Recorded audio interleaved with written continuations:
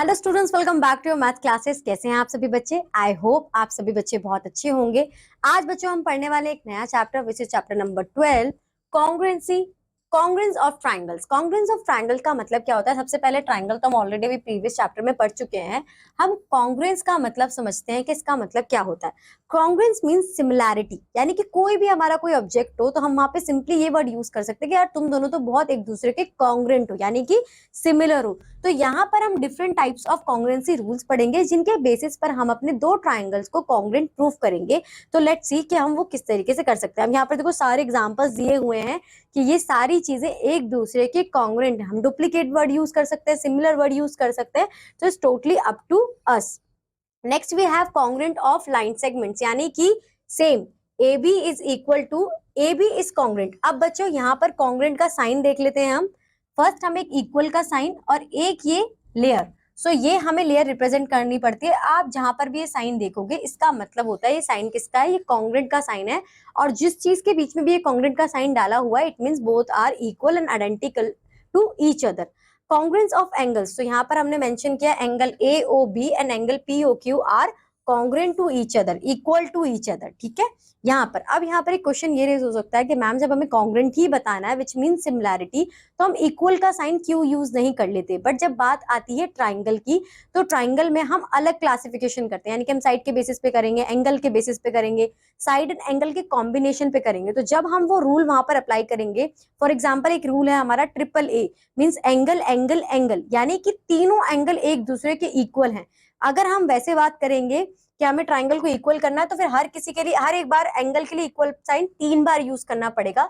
But according to AAA congruency rule हम एक ही बार congruence से उसे मेंशन कर देंगे। अब यहाँ पर बात आती है कॉन्ग्रुएंस ऑफ सर्कल की, तो अगेन हमारा रेडियस सेम है, it is congruent to each other. Two circles are congruent if their radius are equal. अगर उनका रेडियस इक्वल है तो वो एक दूसरे के कॉन्ग्रुएंट ही होंगे। Two objects are congruent if they have the same angle and side. Two angles are congruent if they have same angle, obviously. ठीक है, is AB and यहाँ पर which of the following line segments are congruent? तो यहाँ पर 6 centimetre AB and CD are congruent, GH and DF are congruent, KL and IJ are congruent. Which of the following angles are congruent? तो angle ACD and angle KLM, angle ACD and angle KLM। मैंने आपको previous class में भी बताया था बच्चों, again जब भी आप जिस भी एंगल की बात करते हो उस अल्फाबेट को आप मिडल में लिखते हो, इससे हमें इजी क्लैरिफिकेशन मिलती है कि हम किस एंगल की बात कर रहे हैं। Which of the following circles are congruent? तो 3 centimetre and 3 centimetre means angle C1 is congruent to angle C3 and angle C2 is congruent to angle C4.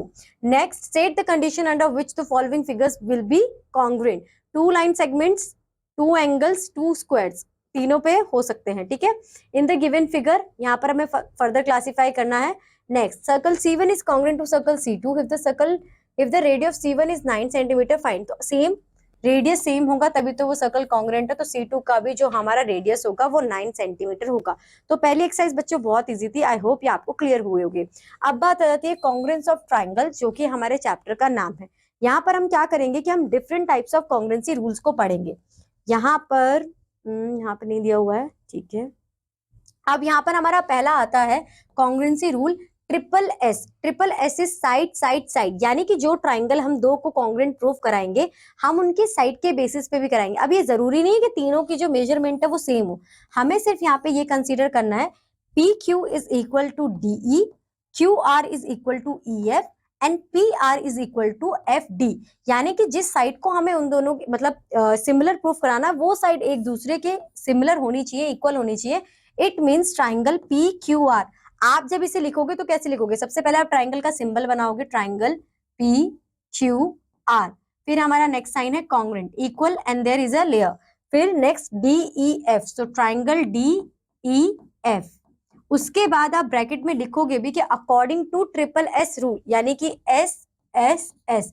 अब जब हमने ट्रिपल एस रूल कर लिया तो फर्दर हमें ये भी वेरीफाई करना होगा कि जो ट्रिपल एस रूल हमने फॉलो किया है क्या हमने सही किया है या नहीं किया है। तो उसके लिए एक और रूल आता है, that is CPCT, which means when two triangles are congruent then their remaining parts are also equal. We use the term CPCT for them corresponding parts of congruent triangles. यानी कि अब अभी आपने एक बार इन दो ट्राइंगल्स को कॉन्ग्रेंट प्रूफ करा दिया, उसके बाद आपसे कोई पूछता है कि angle P Q R and angle D E F क्या वो इक्वल होंगे, तो आप कहोगे कि हाँ वो एक दूसरे के इक्वल होंगे। और ऐसा क्यों, अगर आपसे कोई रीजन भी पूछे तो आप कहोगे according to CPCT rule which stands for corresponding parts of congruent triangles. तो इसी वजह से हम कॉन्ग्रेंसी का रूल पढ़ते हैं कि जब हमने दो ट्राइंगल को कॉन्ग्रेंट प्रूफ करा दिया तो चाहे हम बात करें साइड की दैट इज ऑल्सो इक्वल, चाहे हम बात करें एंगल्स की दैट इज ऑल्सो इक्वल। सो बच्चों ये था हमारा triple S, side side side. Again हमारे पास आता है साइड एंगल साइड। जिस तरीके से नाम स्टेट कर रहा है साइड एंगल साइड, यानी कि दो साइड के बीच में एक एंगल। अगर ऐसा हो कि कोई भी आपने दो रैंडम साइड ले लिया और कोई भी एक एंगल ले लिया तो फिर ये रूल अप्लाई नहीं होगा, आपका आंसर गलत हो जाएगा। क्या कंसीडर करना है, A B and B C के बीच में जो एंगल होगा दैट्स व्हाई स्टेट ना साइड एंगल साइड, दो साइड के बीच में एक एंगल। फिर आप इस कॉन्ग्रेंसी रूल को अप्लाई कर दोगे। इसे लिखने का सही तरीका क्या है, सबसे पहले आप लिखोगे साइड, तो A B is equal to D E. Next फिर एंगल स्टेट करेंगे, angle A B C is equal to angle D E F. Next हम क्या करेंगे, angle side B C is equal to side E F. इसको हम इस तरीके से मेंशन करेंगे और फिर कह देंगे कि according to S A S rule हमारे दोनों triangle A B C is congruent to triangle D E F. इस बेसिस पर ये हमारी कॉन्ग्रेंसी रूल के होगा। नेक्स्ट हमारे पास है एंगल साइड एंगल। अगेन हम दो एंगल कंसीडर करेंगे और उनके बीच में जो हमारी साइड होगी वो जिस तरीके से मैंने आपको ऊपर समझाया बच्चों सेम वही होगा। Next right angle hypotenuse side, यानी कि एक राइट एंगल 90 डिग्री का एंगल, दूसरा आपका हाइपोटेनियस ही होना चाहिए और तीसरा कोई भी साइड, या तो आप परपेंडिकुलर ले लो या तो बेस ले लो, या आपकी चॉइस है। फिर आपका ये आरएचएस रूल के अकॉर्डिंग कॉन्ग्रेंट हो जाएगा। अब यहाँ पे बोला है the measure of triangle P Q R and X Y Z are given, state which of the following statement is true. तो triangle P Q R is congruent to triangle Z X Y. Check करते हैं, हाँ 3.7, 3.7, 2.6, 2.6, 5, 5। तो according to triple S congruent rule ये एक दूसरे के congruent होते हैं। Next in the given figure A B is equal to A C and D is the mid point of the B C. तो हमें ये फाइंड आउट करना है, prove that triangle A B D and is congruent to triangle A C D. तो आपको यहाँ पे देखना है दो साइड हमारी इक्वल होगी, तो first A B is equal to A C, mid point है यानी कि एक पॉइंट पर इक्वल ही कट कर रहा होगा, तो B D is equal to D C, दूसरी पॉइंट होगा हमारा ये। नेक्स्ट हमने यहाँ पर क्या देखा बच्चों कि ये हमारी एक साइड ए डी दोनों में कॉमन है, तो according to triple S rule हम triangle A B D is congruent to triangle A C D कर सकते हैं। अब यहाँ पर आता है name and state all the congruent rules. तो आपको इसे कैसे याद रखना है, सबसे पहले ट्रिपल साइड, फिर साइड एंगल साइड, फिर एंगल साइड एंगल, फिर आर एच एस। ये आपकी सारे कॉन्ग्रेंसी रूल्स हैं। You are to prove that triangle ABC is congruent to triangle DF using triple S congruency criteria. You are given that AB is equal to DE, AC is equal to DF. What information needed to establish the congruency? तो यहाँ पर हम सबसे पहले अपना triangle form कर लेंगे। A B C D E F। यहाँ पर हमें बोला A B is equal to D E, A C is equal to A F. तो यहाँ पर जो हमारा तीसरा है ये हमें तीसरी साइड अपनी इक्वल करनी होगी और यहाँ पर हमने आइसोसेलेस भी अप्लाई कर सकते हैं हम, ठीक है। तो यहाँ पर according to this A B and A C, तो यहाँ पर हम B C is equal to E F कर देंगे, तो according to triple S rule हमारा ये ट्राइंगल कॉन्ग्रेंट प्रूफ हो जाएगा, ठीक है। नेक्स्ट है हमारे पास कि A B 13 centimetre, B C is 9 centimetre, angle 70 degree. तो give below are measurements of some parts of two triangles. Examine whether or not the two triangles are congruent by SAS congruency criteria. If the triangles are congruent, write them in symbolic form. तो हमें दो triangles दिए हुए हैं 30 centimetre 9 centimetre 70 9 13 70. तो this two triangles are congruent. Matter नहीं करता कि वो कैसे दिया हुआ है, लेबल क्या है, हमें बस ये देखना है कि मेजरमेंट्स इक्वल होनी चाहिए चाहे वो किसी की हो. तो दोनों साइड्स भी इक्वल हो रही हैं और दोनों एंगल भी इक्वल हो रहे हैं. तो triangle ABC and triangle MNP are congruent to each other. ठीक है, सेम हम नेक्स्ट चेक करेंगे 9 सेंटीमीटर 8 सेंटीमीटर. 1 मिनट बच्चों, यहाँ पे मैं बोला SAS रूल. ठीक है, तो SAS रूल के लिए तो फिर हमें चेकआउट करना पड़ेगा कि दो साइड के बीच में एक एंगल हो रहा हो, अदरवाइज ये नहीं होगा. तो हम पहले एक रफ डायग्राम बनाएंगे, दोनों डायग्राम्स को लेबल करेंगे ABC MNP. AB is 13, okay, MN is 9, BC is 9 and NP is 13. Angle N and angle B. तो बच्चों आप देखोगे कि दोनों साइड्स के बीच में हमारा एंगल आ रहा है, तो फिर ये हमारा कॉन्ग्रुएंट है according to SAS congruency criteria. बाकी जो दूसरा पार्ट है वो आप खुद करोगे. Next question, find whether the following triangles are congruent, give reasons for your answer. तो यहाँ पर आप चेक कर लो, angle C is equal to angle Y, BC equal to YZ and angle B is equal to angle Z. तो पहला यहाँ पर एंगल, दूसरा ये साइड, तीसरा ये फिर एंगल. तो according to ASA criteria of congruency rule we can say that triangle ABC is congruent to triangle XYZ. Now in the adjoining figure P is equal to QO and angle P is equal to angle Q is POR is equal to QOS. तो हम सबसे पहले क्या करेंगे, PO and OQ equal है and angle P is equal to angle Q. यहाँ पर हमारे वर्टिकल अपोजिट एंगल बन जाएंगे angle POS and angle is equal to angle QOS according to vertical opposite angle. और हम इस ट्राइंगल को प्रूफ कर देंगे क्या, according to triple ASA rule हम इसे प्रूफ कर देंगे कि ये कॉन्ग्रुएंट है. और फिर हमसे ये भी, हाँ यही तो पूछा ना, ठीक है, ये हमारा इक्वली हो जाएगा according to vertical opposite angle. ठीक है, नेक्स्ट हमसे पूछा है कि दोनों कॉन्ग्रुएंट होंगे, दो हमारी साइड्स इक्वल है, दो हमारे एंगल्स इक्वल है, एक हमारी साइड कॉमन है. तो हम कह देंगे यस इट इज कॉन्ग्रुएंट. और किसके अकॉर्डिंग होंगे, एस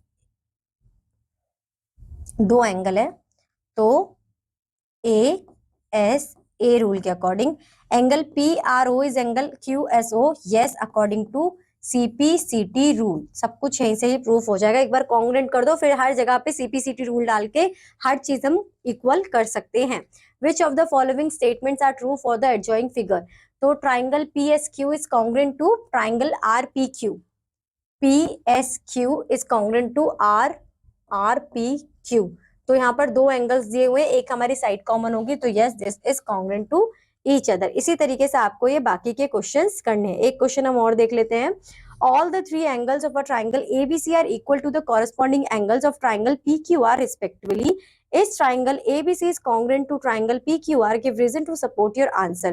अगर हमारे तीनों एंगल्स कॉरेस्पॉन्डिंग एंगल्स जो है वो इक्वल हैं, तो हम दो एंगल्स लेके और एक साइड जो हमारी कॉमन होगी उसके अकॉर्डिंग इन्हें किसी भी क्राइटेरिया के अकॉर्डिंग यहाँ पर इन्हें कॉन्ग्रुएंट प्रूफ कर देंगे और अपने यही रीजन दे देंगे कि both the triangles are congruent to each other, that's why the corresponding angles are equal. Next, in the given figure, PQRS is a trapezium where QR is equal to PS and angle PQR is equal to QPS. Is PR is equal to QS? PR is equal to QS. हमें दो चीजें दी हुई हैं, QR and PS. PQR and QPS. अगर ये दोनों angle हमारे common है तो यहाँ पर हमारा वर्टिकल अपोजिट एंगल इसमें तो फॉर्म नहीं होगा हमें. अच्छा ठीक है, ये इक्वल है, ये भी इक्वल है, तो हम यहाँ पर एक और आइडेंटिटी हमें पुट करनी है दोनों ट्राइंगल में. तो QS एंड PR क्या इक्वल होगा, PSQ. यहाँ पर ये इक्वल नहीं होगा क्योंकि ये दोनों ट्राइंगल्स हमारे कॉन्ग्रुएंट नहीं है. कॉन्ग्रुएंट करने के लिए हमें तीन प्रॉपर्टीज चाहिए और तीन प्रॉपर्टीज के लिए हमें कुछ हो जाएगा क्योंकि PQ इज कॉमन. ठीक है, PR is equal to QS क्योंकि QR P होगा और PQ हमारा कॉमन है दोनों ही केसेस में, तो ये कॉन्ग्रुएंट होगा अकॉर्डिंग टू SAS रूल.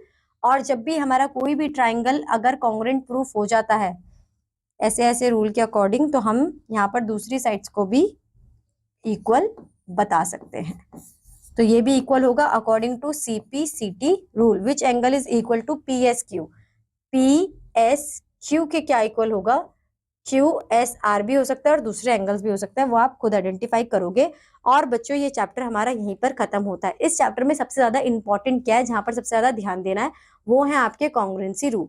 आपने वो सारे कॉन्ग्रुएंसी रूल देखने और जिस तरीके से नेम स्टेट किए हुए हैं RHS, यानी कि पहला राइट एंगल, दूसरा हाइपोटेनियस, दूसरा कोई भी रैंडम साइड, तो उसी के अकॉर्डिंग कॉन्ग्रुएंसी रूल को पुट करना है। और उसके बाद कुछ भी पूछा जाए हमसे, क्या ये चीज उसके इक्वल है, अगर कॉन्ग्रुएंट है तो अकॉर्डिंग टू CPCT रूल आपको लगाना, फर्दर आप इसे सिंप्लीफाई कर दोगे कि yes that is equal to जो भी चीज हमें बोली गई हुई है। तो आई होप बच्चों ये चैप्टर आपको समझ में आया होगा। आज के लिए बस इतना ही। अब मिलूंगी मैं आपको आपके नेक्स्ट क्लास में with a new chapter. Till that, bye bye, have a good day.